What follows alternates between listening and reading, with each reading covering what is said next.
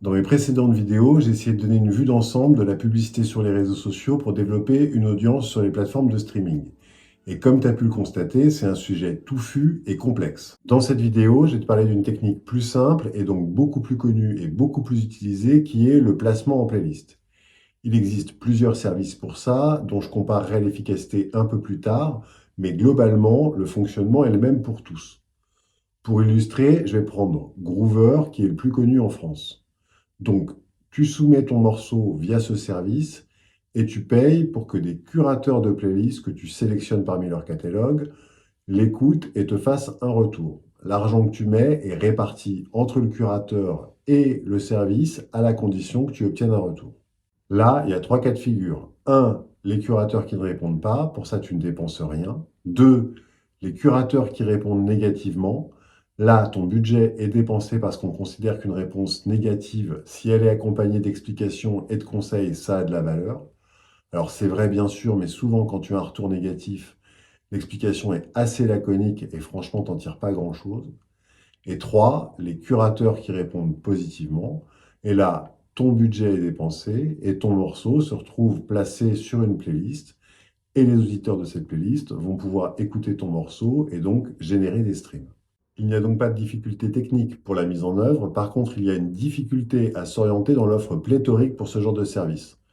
Pour en citer quelques-uns, Groover, Soundcampaign, Submit Link, Submit Hub, Boost Collective, Playlist Push, Indie Music Academy, etc. Pour comparer l'efficacité de ces services, j'ai mené l'expérience suivante. J'ai lancé sur différents services une campagne pour 100 € chacune sur le titre Disco Revolution, issu de mon projet laboratoire Dr. C and the Crew, que j'utilise justement pour tester différentes techniques marketing. Voici donc les résultats sur Groover. 248 streams, donc environ 40 centimes par stream. Soundcampaign, 165 streams, donc environ 60 centimes par stream. Submit Hub, 910 streams, donc environ 11 centimes par stream. Et enfin, Boost Collective, 402 streams, soit environ 25 centimes par stream. Au-delà de cette variabilité de service, si je prends la moyenne, j'obtiens un coût de 30 centimes par stream, qui me semble assez représentatif de ce qu'on peut attendre de ce type de service. Je vais maintenant te donner des éléments pour comparer cette technique de promotion avec la technique des publicités Facebook et Instagram pour la croissance sur les plateformes de streaming. La raison pour laquelle cette comparaison me semble intéressante, c'est que la promotion playlist et les publicités sont les deux techniques digitales les plus utilisées et surtout accessibles à tous les artistes, les petits, les gros, indépendants ou en label.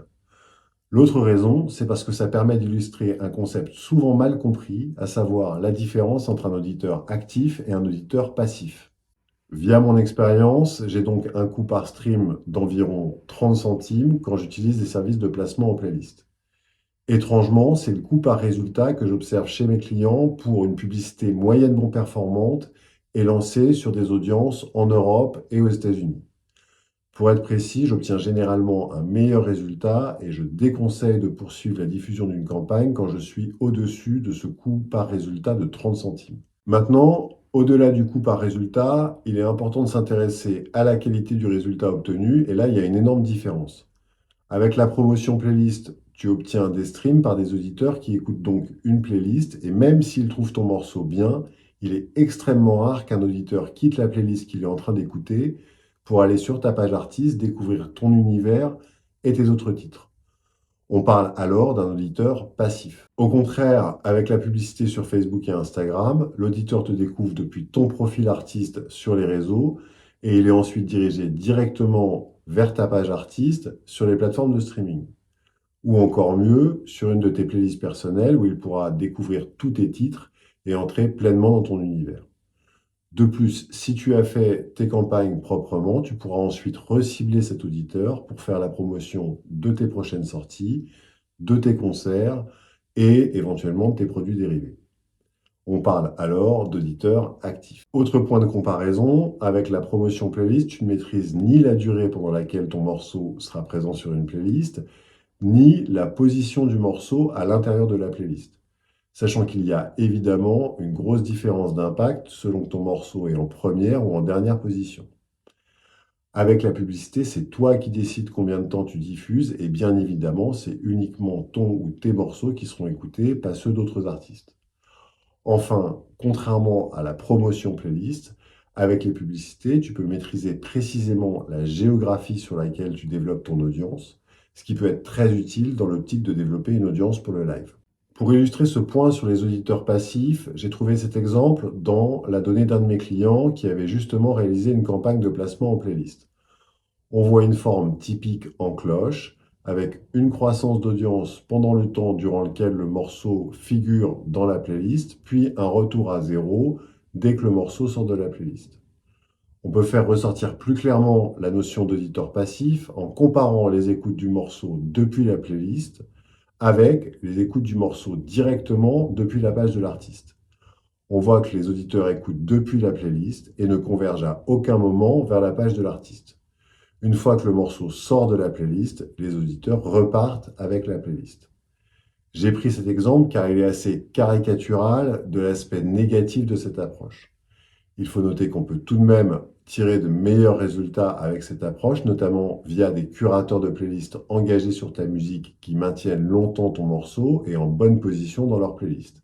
Et via les relais ensuite par des playlists algorithmiques si tu as obtenu un nombre de streams suffisant et si la playlist sur laquelle tu figurais était bien cohérente avec ton audience cible. D'une façon générale, je te conseille plutôt d'utiliser cette technique en parallèle d'autres méthodes, notamment la croissance organique et la publicité.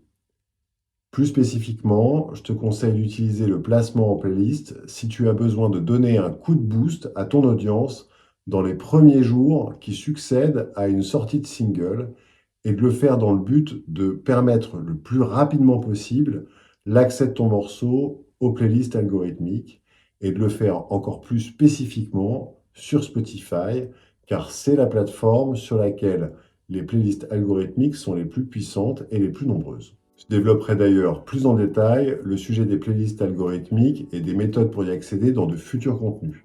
Alors abonne-toi et reste à l'écoute de MyLabel. Si tu veux aller plus loin et notamment déterminer l'approche marketing optimale en fonction de ton cas et de tes objectifs particuliers, clique sur le lien coaching en description pour soumettre ton projet et peut-être gagner une session gratuite en visio pour discuter de ton cas particulier et te fournir des conseils et astuces personnalisés. À plus!